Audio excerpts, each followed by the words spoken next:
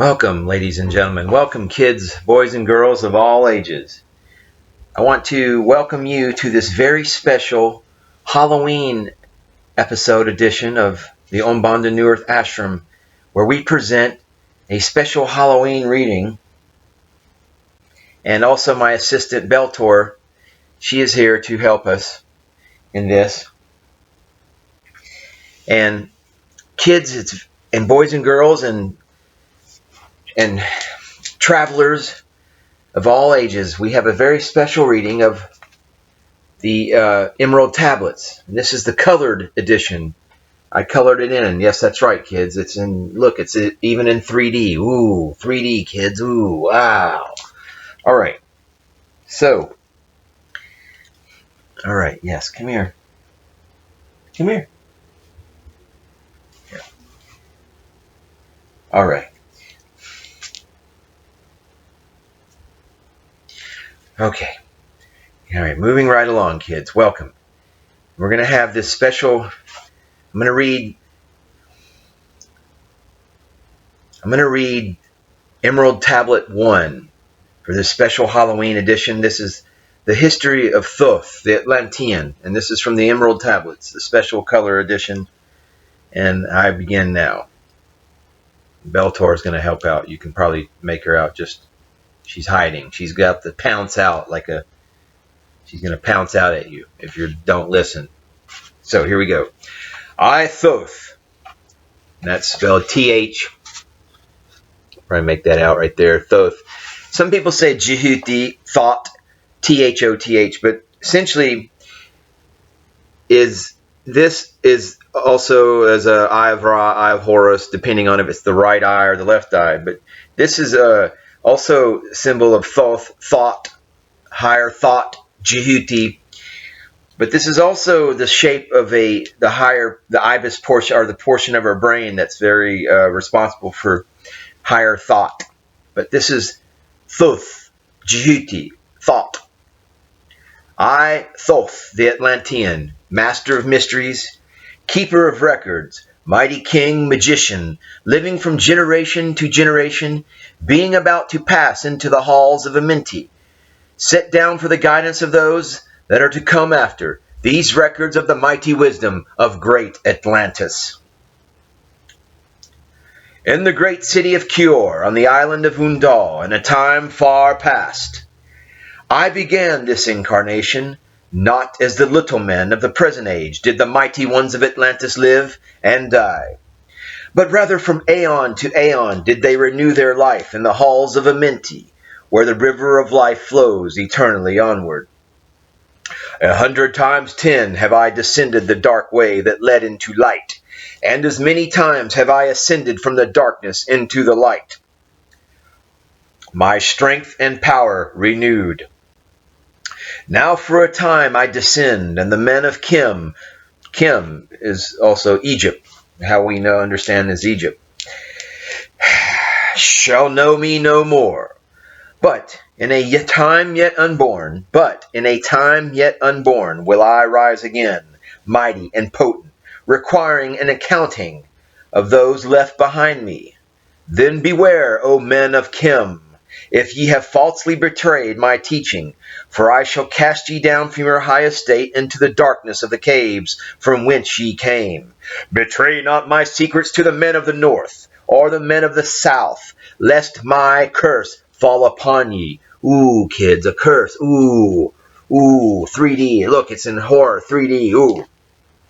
Remember and heed my words, for surely will I return again and require of thee that which ye guard. I, even from beyond time and from beyond death, will I return, rewarding or punishing as ye have requited your trust. Great were my people in the ancient days, great beyond the conception of the little people now around me, knowing the wisdom of old, seeking far within the heart of infinity knowledge that belonged to earth's youth. Wise were we with the wisdom of the children of light who dwelt amongst us. Strong were we with the power drawn from the eternal fire. And of all these, greatest among the children of men was my father Thothme. keeper of the great temple, link between the children of light who dwelt within the temple and the races of men who inhabited the 10 islands, mouthpiece after the 3 of the dweller of Unal, speaking to the kings with the voice that must be obeyed. Grew I there from a child into manhood, being taught by my father the elder mysteries, until in time there grew within me the fire of wisdom, until it burst into a consuming flame. Naught desired I but the attainment of wisdom, until on a great day the command came from the dweller of the temple that I be brought before him. Few there were among the children of men who had looked upon that mighty face and lived. For not as the sons of men are the children of light, when they are not incarnate in a physical body. Chosen was I from the sons of men, taught by the dweller, so that his purposes might be fulfilled, purposes yet unborn in the womb of time. Long ages I dwelt in the temple, learning ever and yet ever more wisdom, until I too approached the light emitted from the great fire. Taught me he the path to Amenti, the underworld, where the great king sits upon his throne of might. Deep I bowed in homage before the lords of life and the lords of death, receiving as my gift the key of life. Free was I of the halls of Amenti, bound not by death to the circle of life. Far to the stars I journeyed, until space and time became as naught. Then, having drunk deep of the cup of wisdom, I looked into the hearts of men, and there found I greater mysteries, and was glad. For only in the search for truth could my soul be stilled, and the flame within be quenched. Down through the ages I lived, seeing those around me taste of the cup of death, and return again in the light of life. Gradually from the kingdoms of Atlantis passed waves of consciousness that had been one with me, only to be replaced by spawn of a lower star. In obedience to the law, the word of the master grew into flower. Downward into darkness turned the thoughts of the Atlanteans, until at last in his wrath arose from his Agwanti, the dweller. The word Agwanti, A-G-W-A-N-T-I, the dweller, the Agwanti has no English equivalent. It means a state of detachment. Speaking the word, calling the power. Deep in earth's heart the sons of Amenti heard, and hearing, directed the changing of the flower of fire that burns eternally, changing and shifting, using the Logos, until that great fire changed its direction. Over the world then broke the great waters, drowning and sinking, changing earth's balance, until only the temple of light was left standing on the great mountain on Undal. Still rising out of the water, some there were who were living, saved from the rush of the fountains. Called to me then the master, saying, Gather ye together my people, take them by the arts ye have learned of far across the waters, until ye reach the land of the hairy barbarians, dwelling in caves of the desert. Follow there the plan that ye know of. Gathered I then my people, and entered the great ship of the master. Upward we rose into the morning. Dark beneath us lay the temple. Suddenly over it rose the waters, vanished from the earth, until the time appointed was the great temple. Fast we fled toward the sun of the morning, until beneath us lay the land of the children of Kim. Raging they came with cudgels and spears lifted in anger, seeking to slay and utterly destroy the sons of Atlantis. Then raised I my staff and directed a ray of vibration, striking them still in their tracks as fragments of stone of the mountain. Then spoke I to them in words calm and peaceful, telling them of the might of Atlantis, saying we were children of the sun and its messengers. Cowed I them by my display of magic science, until at my feet they groveled when I released them. Long dwelt we in the land of Kim, long and yet long again, until obeying the commands of the Master, who while sleeping yet lives eternally, I sent from me the sons of Atlantis, sent them in many directions, that from the womb of time wisdom might rise again in her children. Long time dwelt I in the land of Kim, doing great works by the wisdom within me. Upward grew into the light of knowledge the children of Kim, watered by the rains of my wisdom. Blasted I then a path to Amenti, so that I might retain my powers, living from age to age, a son of Atlantis, keeping the wisdom, preserving the records. And interestingly, son is spelled S-U-N, son of Atlantis. Okay, kids, it's in 3D. Stay there. Hang along. Yes, great grew the sons of Kim, conquering the people around them, growing slowly upwards in soul force. Now for a time I go from among them into the dark halls of Amenti, deep in the halls of the earth, before the lords of the powers, face to face once again with the dweller. Raised I high over the entrance, a doorway, a gateway leading down to Amenti. Few there would be with courage to dare it, few past the portal to dark Amenti. Raised over the passage, I, a mighty pyramid, using the power that overcomes earth force, gravity.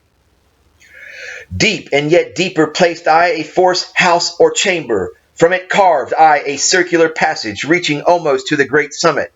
There in the apex set I the crystal, sending the ray into the time-space, drawing the force from out of the ether, concentrating upon the gateway to Amenti. Other chambers I built and left vacant, to all seeming yet hidden within them are the keys to Amenti. He who in courage would dare the dark realms, let him be purified first by long fasting.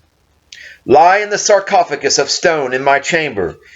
Then, too, reveal I to him the great mysteries. Soon shall he follow to where I shall meet him. Even in the darkness of earth shall I meet him. I, Thoth, Lord of wisdom, meet him and hold him and dwell with him always. Built I the great pyramid, patterned after the pyramid of earth force, burning eternally so that it too might remain through the ages. In it I built my knowledge of magic science, so that it might be here when again I return from Amenti. While I sleep in the halls of Amenti, my soul roaming free will incarnate, dwell among men in this form or another. Think of Hermes, thrice-born, Hermes Trismegistus, thrice great, three times great. Emissary on earth am I of the dweller, fulfilling his commands so man might be lifted. Now return I to the halls of Amenti, leaving behind me some of my wisdom. Preserve ye and keep ye the command of the dweller. Lift ever upwards your eyes toward the light. Surely in time ye are one with the Master. Surely by right ye are one with the Master. Surely by right ye are one with the All. Now I depart from ye, know my commandments, keep them and be them, and I will be with you, keeping and guiding you into the light. Now before me opens the portal, go down in the darkness of night. And here's a little image of Thoth Jehuti. And see, there's the all-seeing eye, depending if it's left or right. It's eye of Ra, eye of Horus. I believe this is the all-seeing eye of Ra. But it is a shape, exact shape of the highest functioning part of our brain. You can look it up, kids. It's true. It's not just a Halloween jest. I didn't just make it up for Halloween. And that was a very special All Hallows Eve Samhain reading of the Emerald Tablets. I just read Emerald Tablet number 1. It's quite lengthy, but perhaps next Halloween we'll have Emerald Tablet number 2 to share, if provided everything's still here and everything. Come here, Bella. Come here. Come here. Come here. Come here. Come here. Come here. Say goodbye. Say goodbye to the kids. Come here, Bella. Come here. She's hiding. I don't know if you can see her. There she is, right there, hiding. Come here. Whoa, look, she's going to make a special Halloween appearance. There she goes, kids. Magic. Namaste. Namaskaram.